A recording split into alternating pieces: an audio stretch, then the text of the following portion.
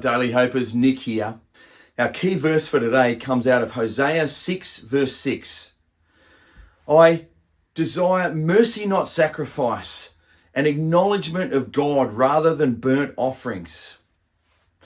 You know, some of us are performance-orientated people, and we find it an affront that this is what God wants from us.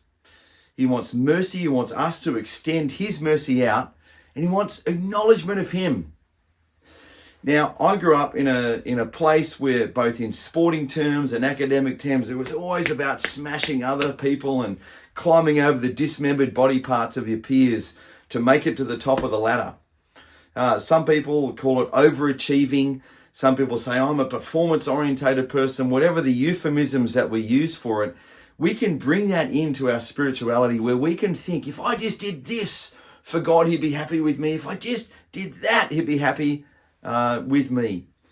But we need to admit that actually nothing that we have done makes us right before him.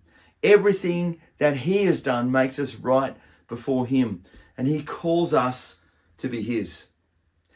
There's a time where this situation happened between two sisters. It's in Luke chapter 10, if you want to check it out. The two sisters were called Martha and Mary.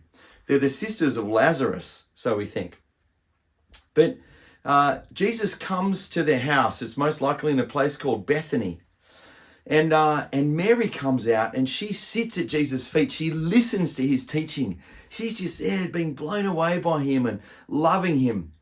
Martha, though, is out and she's cooking and doing all these things, and she's the action-orientated person. She's doing all this stuff. Jesus is in town.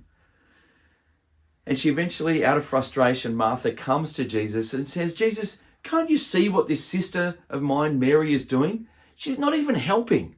It's not fair, Lord. I'm doing more chores than she is, Lord. Can't you see it? And there's this implicit understanding that what she is doing is better than what Mary is doing. And Jesus actually flips it on its head. He says, you know, there's always lots to do, but what she has chosen is the better way. It's a really interesting story, and it's a good story for those of us who think that if we just did one more thing, God would love us. But God desires mercy, not sacrifice. He desires acknowledgement of him rather than burnt offerings. It's not what we do for him that makes us his. It's what he has done for us. So may you be blessed today, church. I love you, and I look forward to being down with you this weekend, that we can shower each other with God's grace and hear about his great kindness for us. See you soon.